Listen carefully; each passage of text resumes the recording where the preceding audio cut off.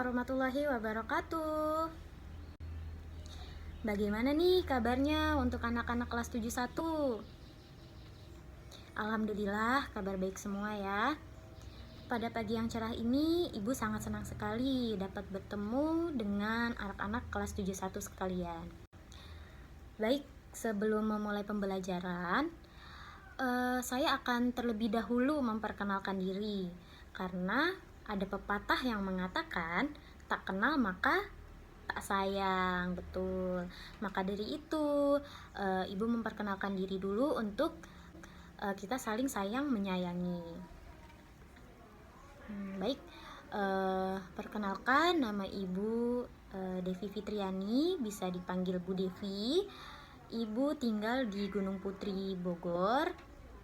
Ibu lulusan S1 Bimbingan dan Konseling Universitas Indraprasta PGRI.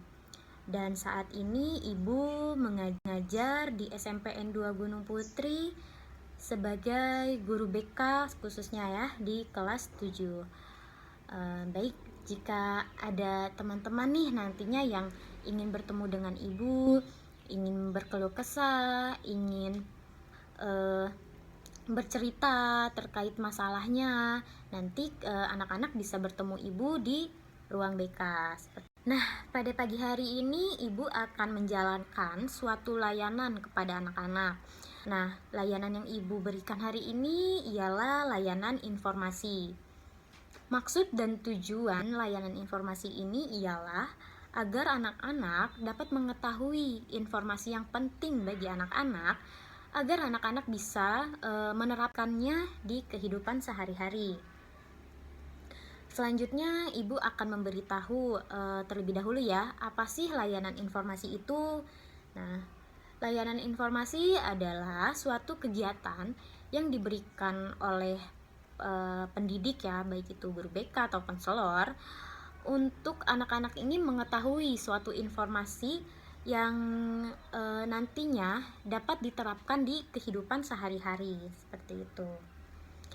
Nah, untuk topik layanan yang akan Ibu bahas pada pertemuan kali ini yaitu berjudul Cara Belajar yang Efektif dan Efisien. Di topik ini, Ibu akan memberikan pembahasan tentunya kepada anak-anak mengapa sih cara belajar yang efektif itu sangat penting dalam mencapai keberhasilan belajar. Tentunya bagaimana sih juga belajar yang efektif dan efisien itu? Tentunya manfaat dari layanan ini adalah agar anak-anak dapat mengetahui cara belajar yang efektif dan efisien yang bisa diaplikasikan kepada kehidupan anak-anak sehari-hari. Selanjutnya, Ibu akan menjelaskan aturan dalam kegiatan kita pada pagi hari ini. Nah, jadi untuk anak-anak sekalian bisa memperhatikan penjelasan dari Ibu terlebih dahulu. Jika anak-anak memiliki pertanyaan, anak-anak ingin mengemukakan pendapat, ingin bercerita, nanti anak-anak bisa menunjuk tangan. Dan apabila Ibu sudah mempersilahkan, silakan anak-anak mulai bertanya atau bercerita terkait layanan informasi yang Ibu berikan ini. Baik, sebelum memulai kegiatan pada pagi hari ini, alangkah baiknya kita berdoa terlebih dahulu ya teman-teman, supaya kegiatan kita pada pagi hari ini dapat berjalan dengan lancar dan anak-anak dapat memahami informasi yang Ibu sampaikan dan berguna untuk anak-anak sekalian. Berdoa menurut kepercayaan masing-masing. Berdoa, saya persilahkan.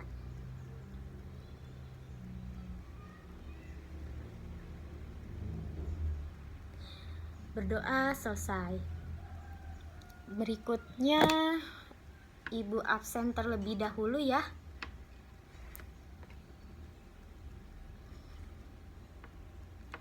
Ahmad hadir. Afifah hadir. Anggi hadir ya.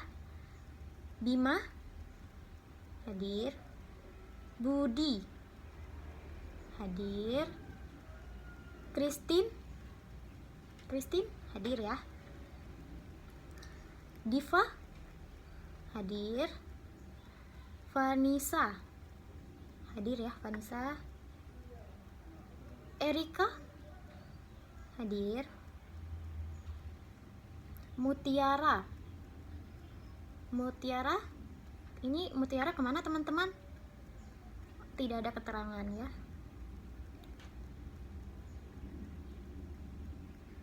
Renaldi. Hadir. Rido. Hadir. Rio. Apa? Rio sakit. Cindy. Cindy juga sakit.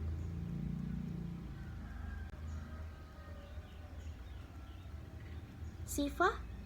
Siva hadir. Baik.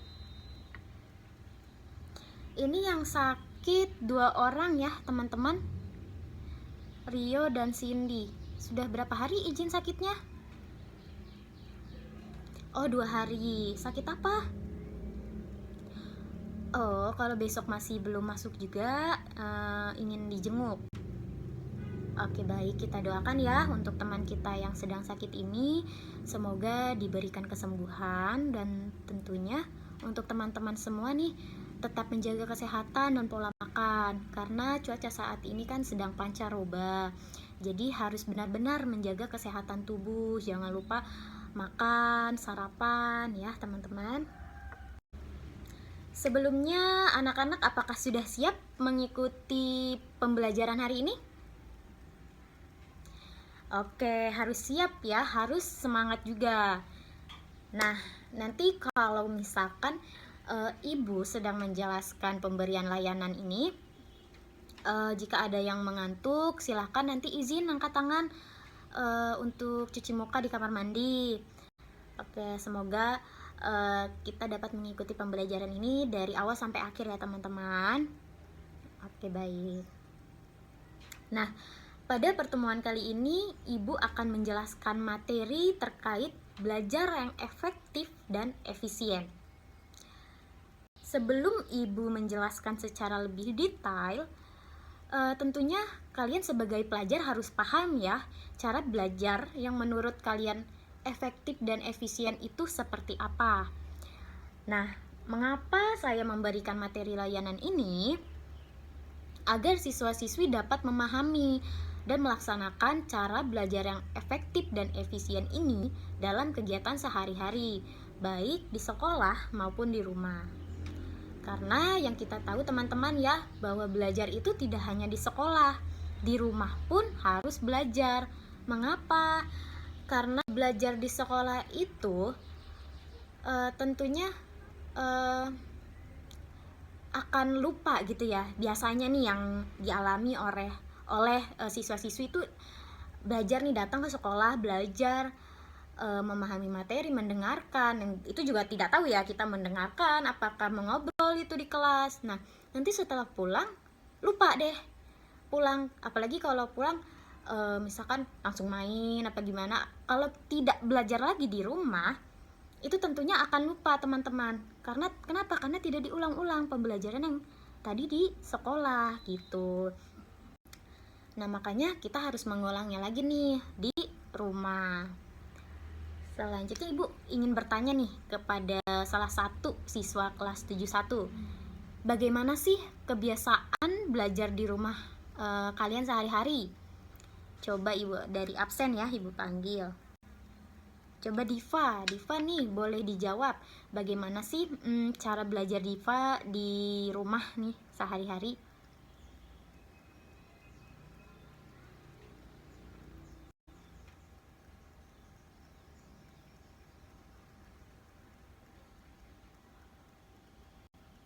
Oke, baik. Jadi kebiasaan Diva dalam belajar di rumah ini teman-teman, setelah pulang sekolah, Diva langsung mengerjakan tugas yang diberikan. Lalu tadi Diva mengulang materi ya yang dijelaskan oleh guru hari itu di LKS. Lalu biasanya Diva ini tadi belajar selama 30 menit ya sambil mendengarkan musik. Nah, baik. Jadi kebiasaan belajar Diva ini cukup efisien ya teman-teman. dan waktu untuk belajarnya pun tidak terlalu lama dan tidak terlalu cepat.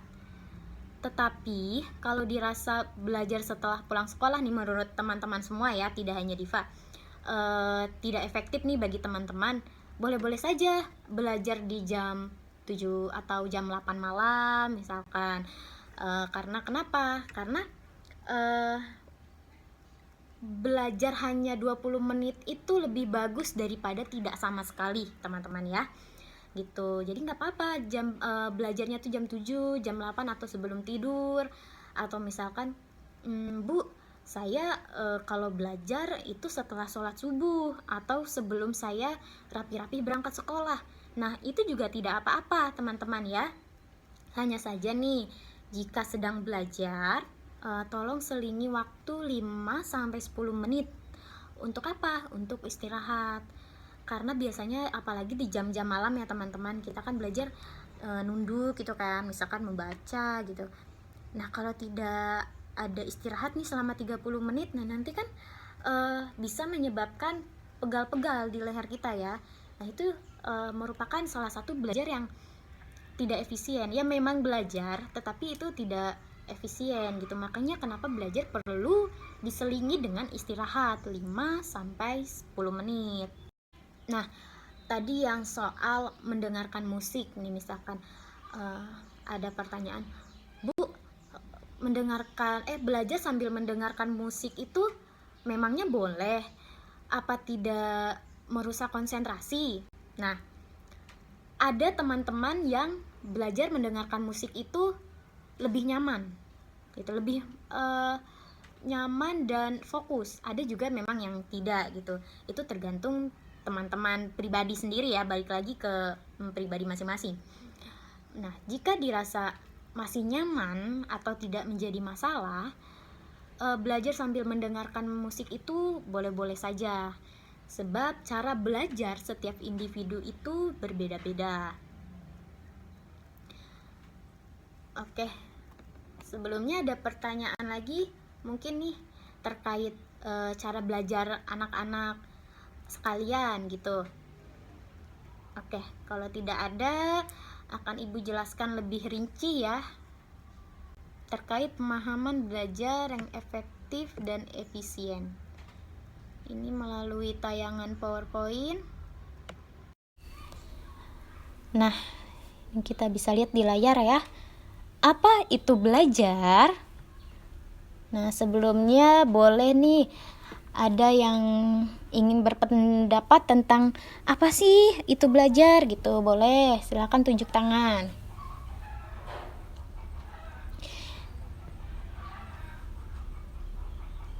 Ya, Budi, boleh? Oke, kata Budi, belajar itu cara untuk mengetahui sesuatu hal, kata Budi. Mungkin ada yang lain nih dari teman-teman ingin menambahkan atau berbeda pendapat, boleh. Ya, Vanessa, boleh? Oke, kata Vanessa, belajar itu mengenal sesuatu dari yang tidak tahu menjadi tahu. Oke, boleh ya. Semuanya tidak ada yang salah, semuanya benar. Nah, biar Ibu jelaskan lagi. Belajar merupakan suatu proses atau upaya yang dilakukan oleh setiap individu untuk mendapatkan perubahan tingkah laku, baik dalam bentuk pengetahuan, keterampilan, juga sikap dan nilai positif sebagai suatu pengalaman dari berbagai materi yang dipelajari. Nah, pada poin pertama, cara belajar yang efektif dan efisien adalah tetapkan tujuan. Apa sih, Bu, maksudnya? Nah, cara belajar efektif dan efisien yang dimulai dengan menetapkan tujuan atau target. Misal, tujuannya siapa ya? Diva nih. Tujuan Diva belajar adalah untuk memasuki perguruan tinggi ternama di Indonesia. Nah, dengan memasuki perguruan tinggi tersebut, Dipa harus memiliki nilai yang tentunya memumpuni. Betul? Betul. Nah, oleh karena itu, tetapkan tujuan yang sebisa mungkin signifikan untuk memacu semangat Diva. Misalnya seperti ujian semester nanti, Dipa menargetkan mendapatkan minimal 80 untuk pelajaran matematika. Nah, menentukan tujuan bisa menjadi sebuah motivasi jika kamu mulai merasa kehilangan minat untuk belajar. Memiliki tujuan yang jelas membantu kamu tetap fokus dan konsisten selama proses belajar. Poin yang kedua yaitu atur jadwal belajar. Nah, cara belajar efektif dan efisien yang kedua adalah mengatur jadwal belajarmu. Dalam hal ini, kamu harus disiplin dalam menaati jam belajarmu. Misal, dari jam 7 malam hingga jam 8, kamu harus belajar. Jangan lupa untuk beristirahat selama 5-10 menit saat kamu sedang belajar. Nah, ini yang sudah Ibu jelaskan tadi ya sebelum Ibu memaparkan materi ini, bahwa belajar itu harus diselingi dengan istirahat selama 5 atau 10 menit. Belajar setiap hari adalah salah satu kunci agar hasil belajarmu lebih banyak terserap ke otak dibandingkan dengan belajar dengan sistem kebut semalam atau SKS. Nih sering sekali nih ya, siswa-siswi pasti kalau mau ujian nih misalkan ya, sebelum-sebelumnya nih seminggu yang lalu biasa saja gitu kan, gak belajar. Nah tiba-tiba pas hari minggunya nih malam baru nih belajar, mengejar materi untuk besok yang di ujian gitu kan. Nah itu sebetulnya tidak baik ya teman-teman. Itu salah satu cara belajar yang tidak efektif dan efisien. Poin yang ketiga, buat suasana belajar yang nyaman. Nah, buat suasana belajar yang nyaman agar kamu tetap fokus dalam belajar. Beberapa orang terbiasa dengan suasana yang sepi dan tidak banyak gangguan, maka bisa belajar di perpustakaan atau kafe yang tenang atau di rumah gitu ya.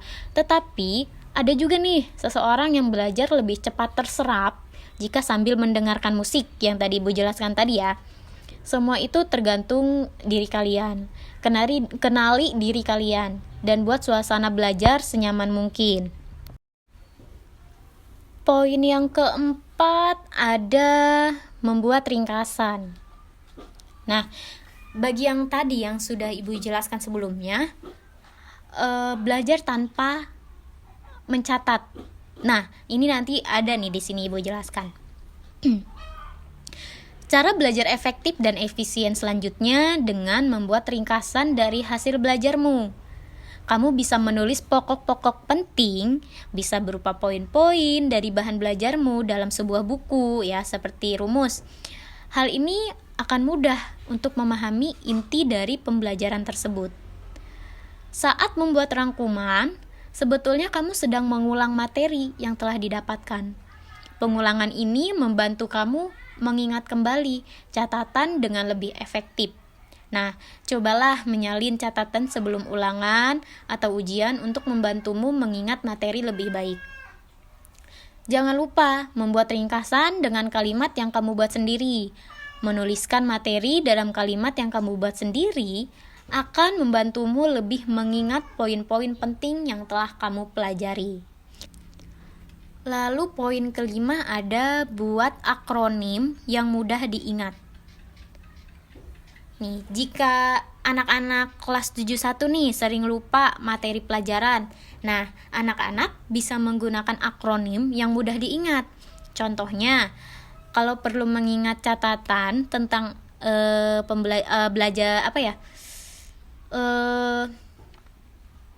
mata pelajaran PKN nih. Kan ada asas pemilu tuh. Asas pemilu apa coba? Ya, betul, langsung, umum, bebas, rahasia, jujur, dan adil.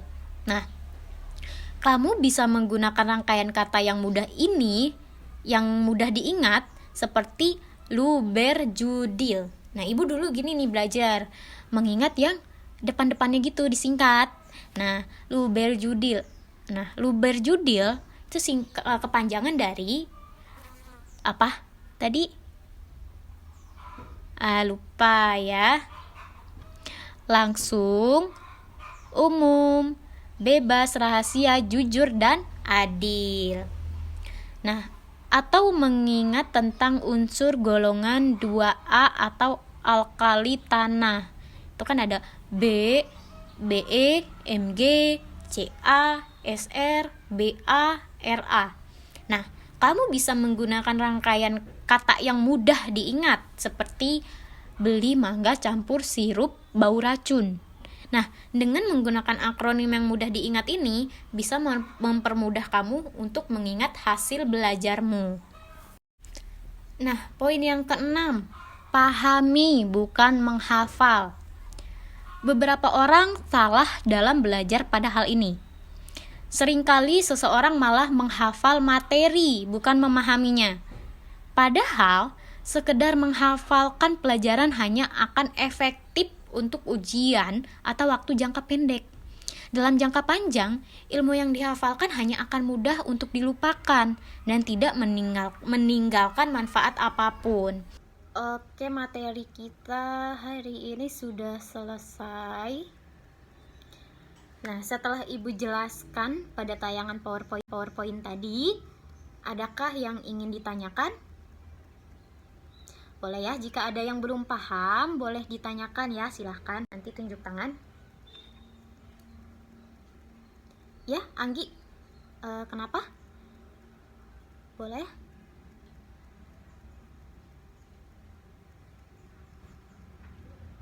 Nah, ini dia pertanyaan Anggi, bagus ya. Bu, saya belajar, tapi saya belajarnya tidak mencatat, kata Anggi tadi ya. Nah, itu efektif gak Bu? Tadi kata Anggi. Nah, belajar dengan cara tidak mencatat itu merupakan satu hal yang biasanya paling malas nih ya dilakukan pelajar nih, mencatat. Betul? Betul ya. Nah, apalagi kalau hal itu dilakukan sambil mendengarkan penjelasan materi dari guru sekolah. Bagi sebagian orang, hal itu justru membuat sulit fokus, memahami materi, dan membuat cepat bosan dalam belajar nih, mencatat. Tetapi, tidak suka mencatat saat belajar bukan berarti belajar itu tidak efektif gitu. Sebenarnya yang paling penting dari belajar efektif itu ya otak kamu aktif dan terhubung dengan materi yang dijelaskan gitu ya. Perlu diingat juga nih, kalau kamu harus jujur sama diri sendiri nih tentang cara kamu belajar. Misalkan kalau memang belajar tanpa mencatat itu tidak membuahkan hasil nih bagi kalian, atau progresnya tidak bagus dalam belajarmu, berarti kalian itu harus membenahinya. Oh, berarti saya kalau belajar itu harus mencatat. Seperti itu ya, Anggi ya. Baik, kalau tidak ada yang ingin ditanyakan lagi, Ibu akan mengulas sedikit ya, atau Ibu akan memberikan kesimpulan terkait dari materi yang kita bahas pada hari ini. Nah, kesimpulannya itu cara belajar efektif adalah cara belajar yang sesuai dengan kondisi personal pembelajaran kita, baik dari segi metode, penggunaan tempat, ataupun penggunaan waktu. Nah, sedangkan belajar efisien itu yaitu belajar yang meminimalkan usaha tetapi mendapatkan hasil yang maksimal. Nah, cara belajar yang efektif dan efisien sangat berpengaruh pada hasil belajar. Artinya, semakin baik cara belajar efektif diterapkan pada diri siswa, maka semakin baik hasil yang diterima oleh siswa tersebut. Seperti itu. Baik anak-anak, sebelum kita akhiri pertemuan kita hari ini, Ibu akan memberikan 2 lembar penilaian ya dan evaluasi. Untuk ketua kelas, Oh ya, ini tolong dibagikan ya, masing-masing 2 lembar. Baik, sudah menerima semua ya. Sekarang untuk petunjuk pengisian, lihat di lembar angket evaluasi. Di situ ada nama, sekolah, kelas, dan tanggal. Itu diisi sesuai data diri masing-masing. Untuk tanggal itu diisi tanggal hari ini, tanggal ibu memberikan layanan informasi. Lalu di sini ada pernyataan dan skor. Nah, untuk skor ini ibu kasih petunjuknya ya. Yang 1, 2, 3, 4 itu dilihat. Nah, yang skor 4 itu diisi apabila pemahaman kalian sangat baik. Untuk yang skor 3 itu pemahaman kalian baik. Yang kedua itu pemahaman kalian cukup. Dan yang ke-1 itu berarti pemahaman kalian kurang gitu ya. Jadi 4 sangat baik, 3 baik, 2 cukup, dan yang terakhir 1 itu kurang gitu. Itu nanti di checklist aja di salah satu skor itu ya anak-anak. Lalu lihat untuk lembar penilaian. Ini juga ada hari tanggal layanan, itu diisi hari ini ya teman-teman. Terus jenis layanan itu layanan kelompok ya, klasikal di kelas. Terus pemberi layanannya anak-anak bisa menulis nama ibu. Lanjut untuk, nah di sini ada beberapa yang harus diisi ya. Ada 6. Oh, ada 5, sorry. Ada 5 yang harus kalian isi. Itu nanti kalian baca terlebih dahulu, isi sesuai apa yang kalian peroleh pada pertemuan kali ini. Begitu ya anak-anak. Sebelumnya sudah bisa dipahami? Baik, kalau sudah bisa dipahami. Untuk lembar ini dikumpulkan paling telat besok ya anak-anak. Ketua kelas nanti tolong bantu koordinasi dulu ya, dikumpulkan dulu ke ketua kelas baru diberikan kepada ibu, seperti itu. Mungkin ada yang ditanyakan?